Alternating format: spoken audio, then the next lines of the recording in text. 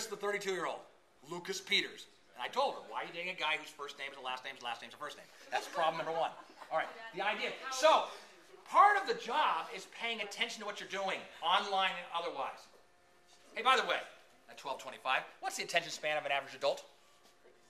30 seconds. Cut it out. It's longer than that.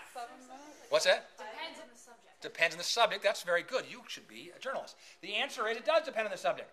But the average attention span, hence the word average, is 7 minutes. That's the most recent study. 7 minutes. Very good. You took my class, so you know this. Yes, Bert? Since you're on Facebook, I'm trying to find out the resolution of the case Cynthia Morena. I don't know. No, sorry. We'll both try and find it out as soon as this lecture's over. So 7 minutes, right? Part of your job as a journalist is to keep attention longer than that. Part of your job as a teacher is to keep attention longer than that for an hour presentation where you're paying. So what's happening right now? People in the front row, not only are paying rapt attention, they're taping me. How good is that? People in the middle 3 rows, you are fading in and out like an old radio. That's, you get the signal, you don't get the signal. Then the people in the back row, particularly my friend in the Giants hat, while I'm talking right now, they are engaging in sexual fantasies. That's what's happening. I said this in a speech a couple of years ago, and someone in the front row says I want to sit in the back. All right. So the deal of exercising your First Amendment rights correctly is to make sure that you're paying attention. People come in, and it's the same is true for car accidents.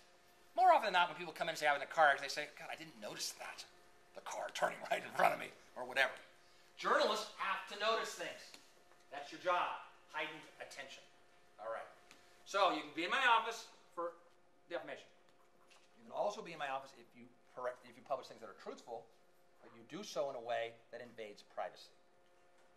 Invades privacy. So we've got defamation or libel, right? And we've got invasion of privacy.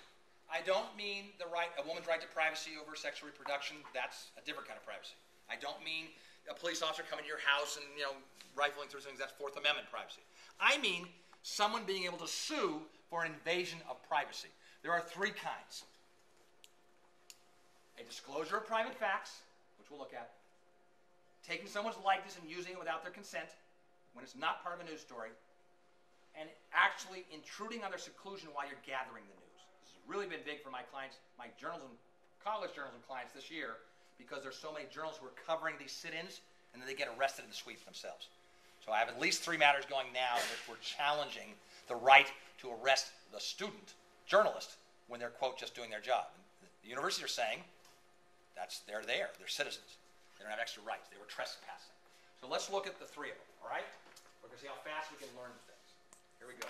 Disclosure of embarrassing private facts. Sorry for the contrast. I'll read it to you. Disclosure of embarrassing private facts. If the fact is highly offensive to average persons and it's not newsworthy, it's the big one, it's not newsworthy. And remember that if it's in a public record, you're free no matter what. No matter how private it is, if it's in a public record, you can report it. Hence Jenna's point in her presentation about go find records. You want to stay out of my office? Get it in a public record. Okay, so let's figure it out.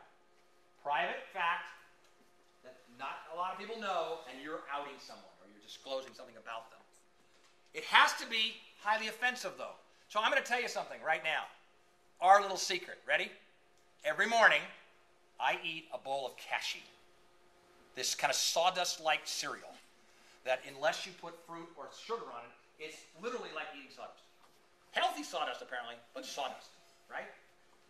That's a private fact. I just shared it with you. You now go tell the world about that private fact. 1, I've disclosed it to you, so I've consented. Sine volenti non injuria. And, so what? It's not highly offensive. On the other hand, if I tell you that I have no testicles, that would be libel, by the way, not privacy, because it's false. But if I told you that might be a little more outing me. Or I told you about sexual orientation. So let's try one out. Probably the one we did last year together here too, Gossiper News, the Diaz case. It highlights the issue so well. Tony Ann Diaz, transsexual, who scrupulously kept her sex change private.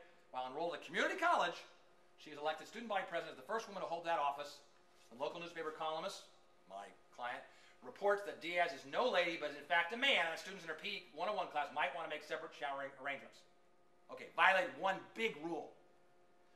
Someone wrote a sensitive story insensitively. You want to stay out of my office? Write sensitive stories sensitively. Don't take gratuitous hits at people. Take hits at people. That's your job. Don't take gratuitous hits at people. That's what this was. That's why the jury so much liked